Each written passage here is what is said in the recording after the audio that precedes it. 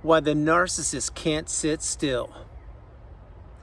Think about that for a minute. Everyone, if you like the content, please like, subscribe, and share. So I'm touching up this video. I've created it all the way back in 2021, and I did an updated version a couple of years ago. I'm doing it again because so many people are dropping emails and comments and asking questions like, why is the narcissist always on the go? Why are they always on their smartphone? Why can't they sit still? Why do they treat complete strangers better than them? On and on and on. Now, why the narcissist can't sit still? It's because you need to understand they're always looking for supply. Anything that is new for the narcissist is a new opportunity for them to encounter fresh, new supply sources.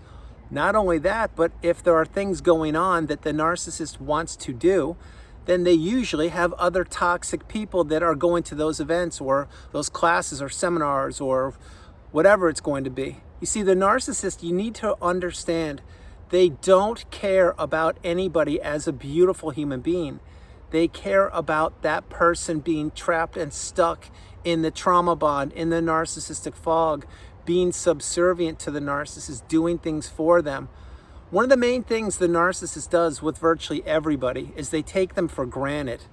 And when that happens to a person who does not have the wisdom, which was you don't know what's going on and you're continuing to do things for that person. Well, eventually you get burned out. Eventually you've had enough, and eventually you realize that that relationship that you were a part of was one-sided and it never benefited you. It only benefited that one person. Yes, the narcissist.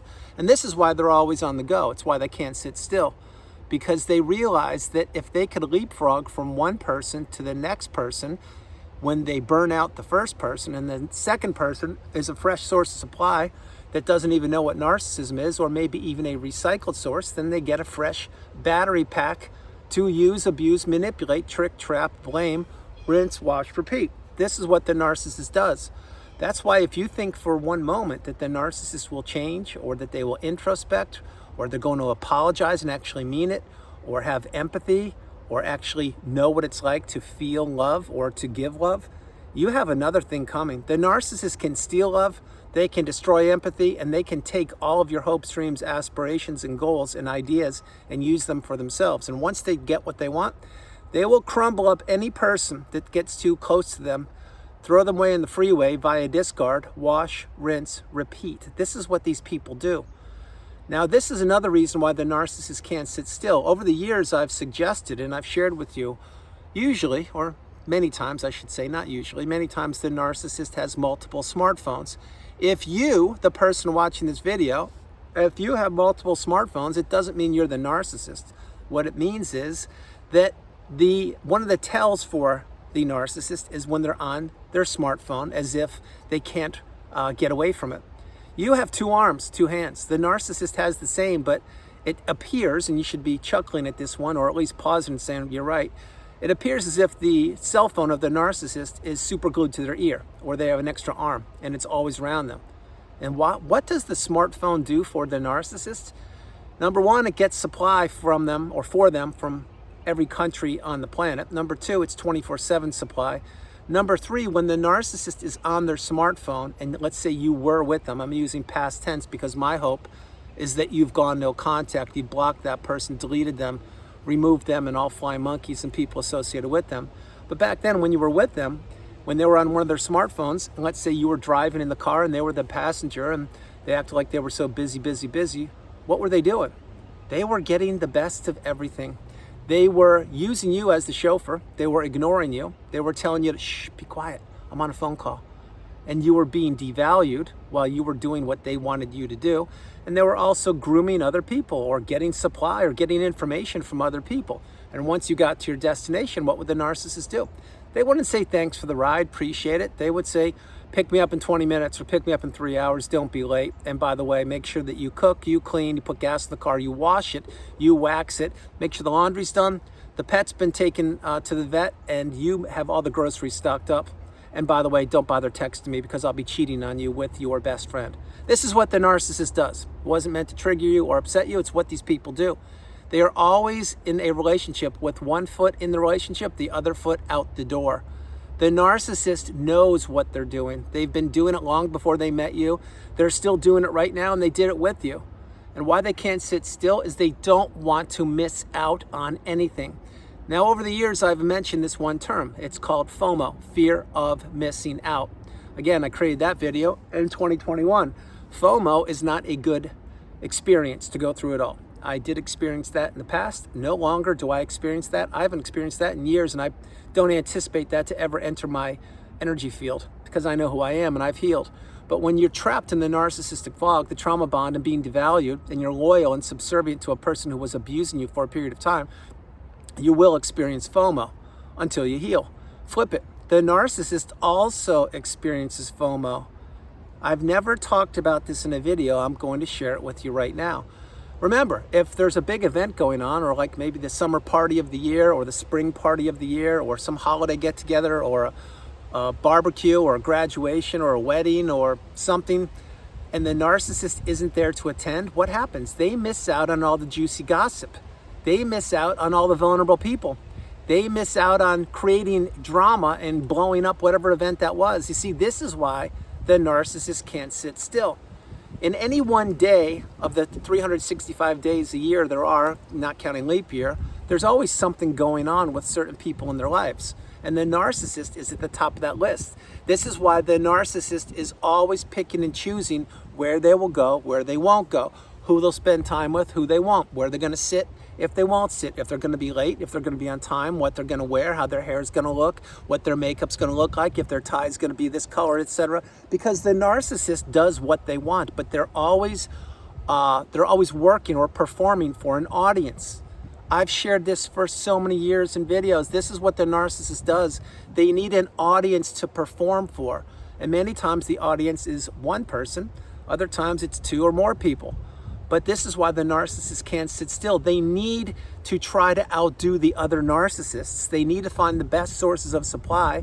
They need to have something to talk about. They need to have someone to triangulate. They need to have someone to ghost and to give the silent treatment to, and to leave their texts on read even though they didn't reply to them. This is what the narcissist does. Imagine, if you will, and I've shared this before, imagine, if you will, that there are 10 people that are vying to try to spend time with the narcissist. This is in the past. Of course, you were one of those people. Well, the other 9 people you probably didn't even know about. But what did the narcissist know? They knew that there were 10 people they were grooming, or 10 people they were talking to, or 10 people they were having an emotional relationship with, or 10 people they were cheating with. Now, when I say cheating, it doesn't have to be physical. There's emotional cheating. There is also different types of cheating. Think about when you're texting somebody, and let's say that you are married right now and you're married to a loving, stable person, not the narcissist.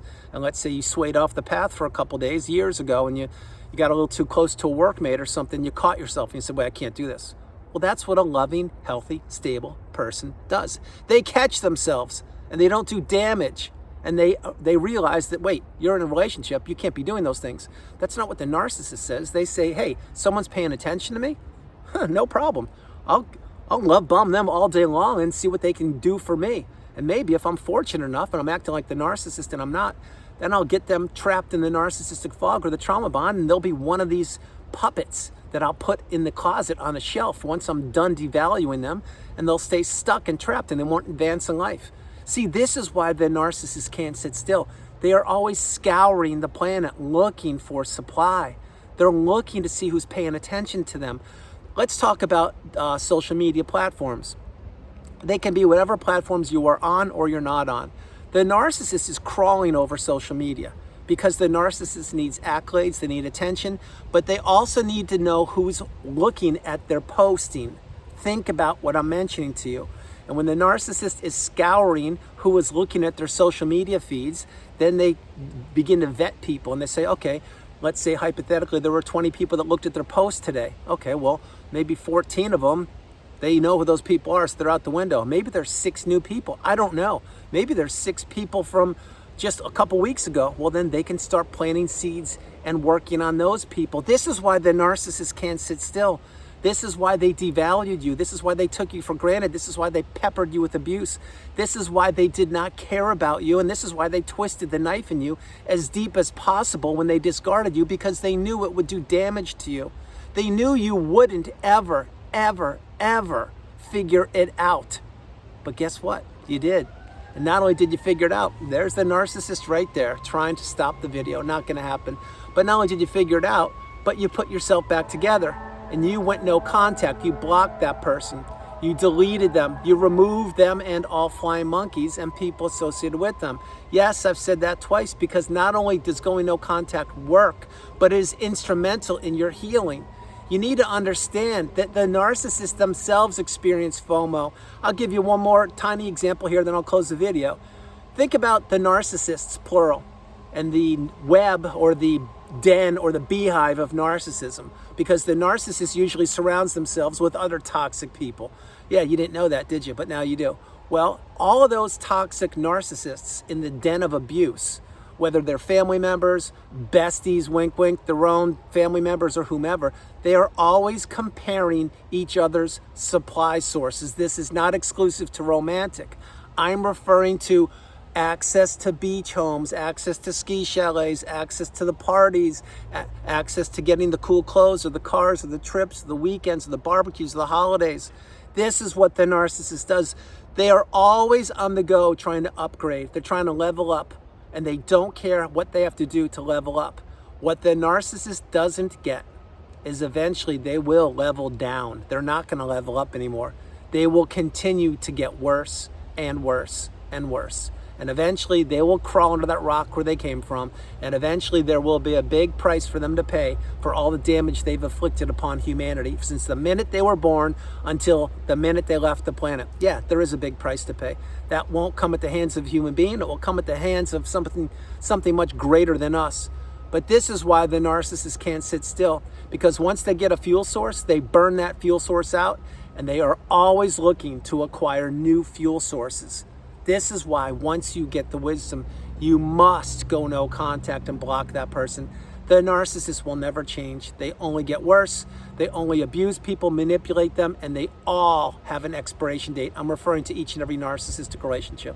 So everyone, that's the video. I hope you liked it. I loved doing it from the windy Carolinas. This is Andrew. Namaste. Have a great afternoon, evening, or morning. No matter where you are on the planet, you are not alone. I love you all. And I'll talk with you tomorrow. Understand something. The narcissist will always be on the go. They will always fumble through life. They will always continue to look and search for things to fill that void with. They are riddled with anxiety. They have to change their mask dozens of times a day. And they know what they're doing. Stay away from these parasites. Get them out of your life. If not now, when? I love you all, and I'll talk to you tomorrow. Bye, everybody.